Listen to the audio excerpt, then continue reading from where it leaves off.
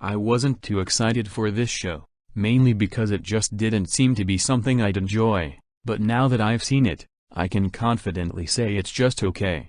Going more in depth, Wylde Pak is a recently premiered Nicktoon, following half-siblings Jack and Lily, as they get up to hijinks when Jack comes to stay with Lily for the summer, as the two adjust to their newly formed family. The premise doesn't sound too special, but I think it has potential, as it draws from the lives of creators Kyle Marshall and Paul Watling. However, the execution so far has been rather disappointing. I think the issues stem from the writing. The main duo, Jack and Lily, aren't memorable. Jack is adventurous and passionate about filmmaking, but he's also very impulsive, while Lily is a gamer with good planning skills, but she's also petty and stubborn. Neither of them are particularly likable, and their interactions are boring. As for the parents, William and Minju are actually the best characters in the whole show. They're trying their best, and it leads to some charming moments. Halmoni, Lily's grandmother and Jack's step-grandmother,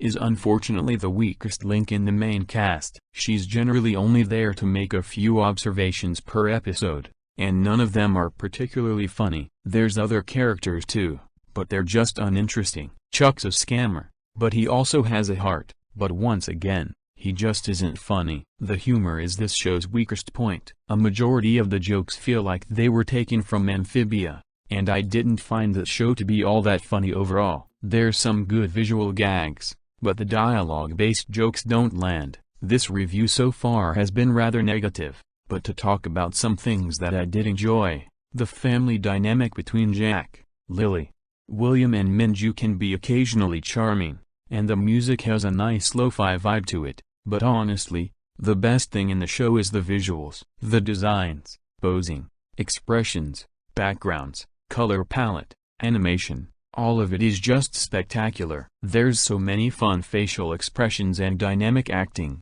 There's a lot of snappy animation, seemingly done on twos. The backgrounds have beautiful texture and coloring, and the characters all have charming designs, reminding me of The Loud House, mixed with Amphibia and Thundercats Roar.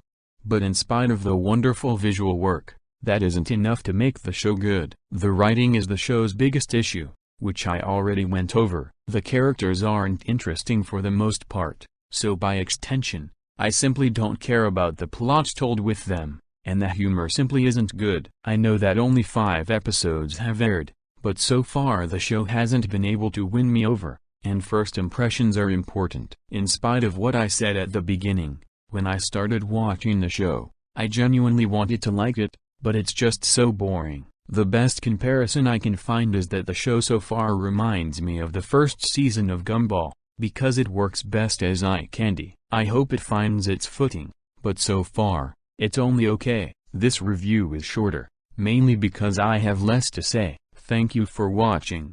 Remember to do the things YouTubers tell you to do, and I'll see you all in the next millennium.